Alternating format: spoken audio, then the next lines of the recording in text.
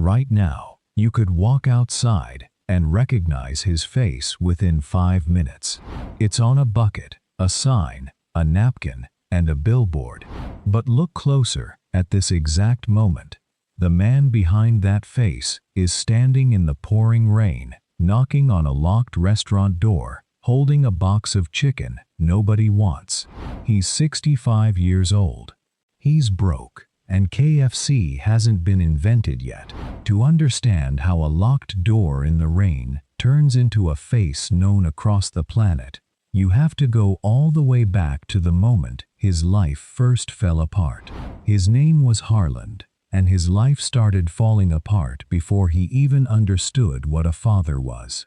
He was born in 1890 in a small Indiana farmhouse, and by the time he turned 5, his father was already dead. His mother had to leave for a factory job, which meant someone had to cook and raise the younger kids at home. So a 5-year-old boy climbed onto a wooden chair just to reach the stove. It was the first time life forced him to grow up early. It would not be the last. He left school at 12 and spent the next 3 decades chasing something that would finally stick. He worked farms, drove a streetcar, joined the army, sold insurance, sold tires, ran a ferry boat, moving from job to job and town to town, hoping each new start would feel different. None of them ever did.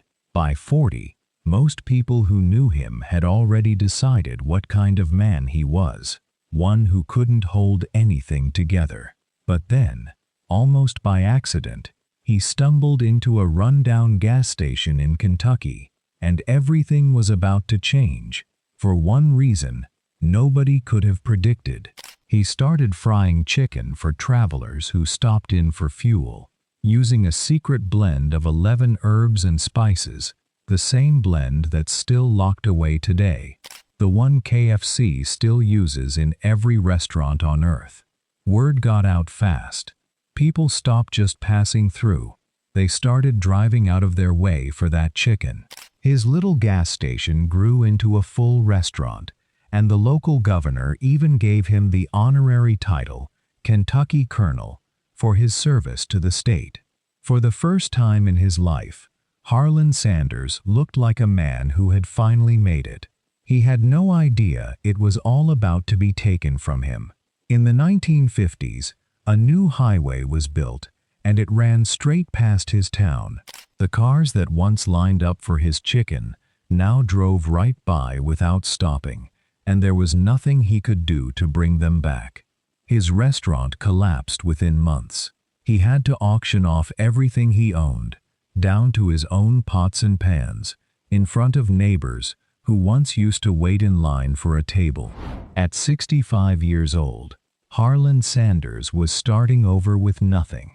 His only income now was a $105 Social Security check, and most men his age would have called it quits right there, content to spend whatever years they had left in a quiet chair on a quiet porch. He believed his story was already finished. What he didn't know was that it hadn't even started yet. He had one thing left that no auction could touch, the recipe in his head. So instead of opening another restaurant he couldn't afford, he tried something almost nobody was doing at the time. He decided to sell the recipe itself. He packed his car with a pressure cooker and his spice mix and started driving from restaurant to restaurant with one simple pitch: let me cook for your customers, and if they love it, pay me a few cents for every piece sold. Door after door said no before he even finished the sentence.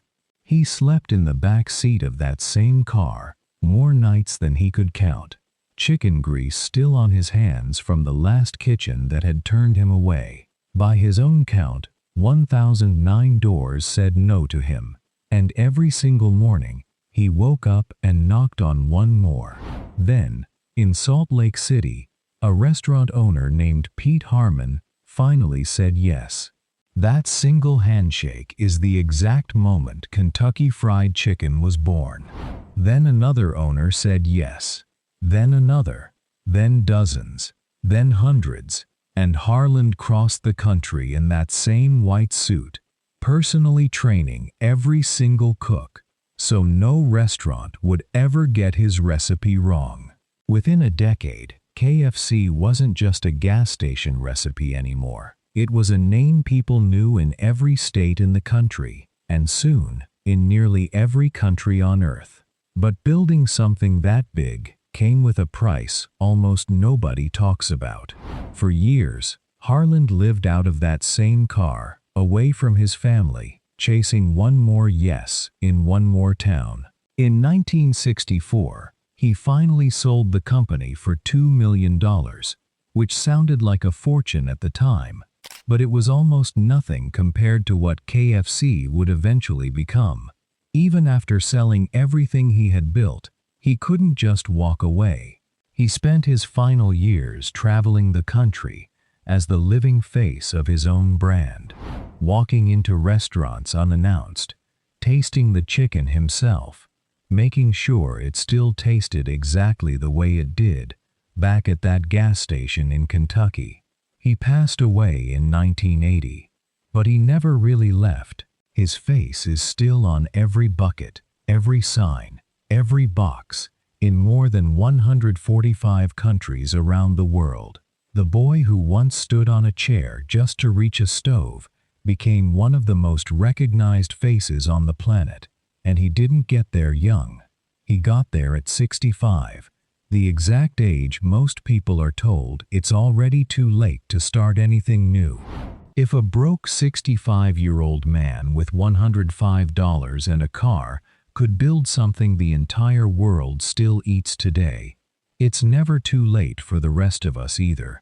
If this story moved you, hit subscribe to Graphy and tell us in the comments which moment hit you the hardest.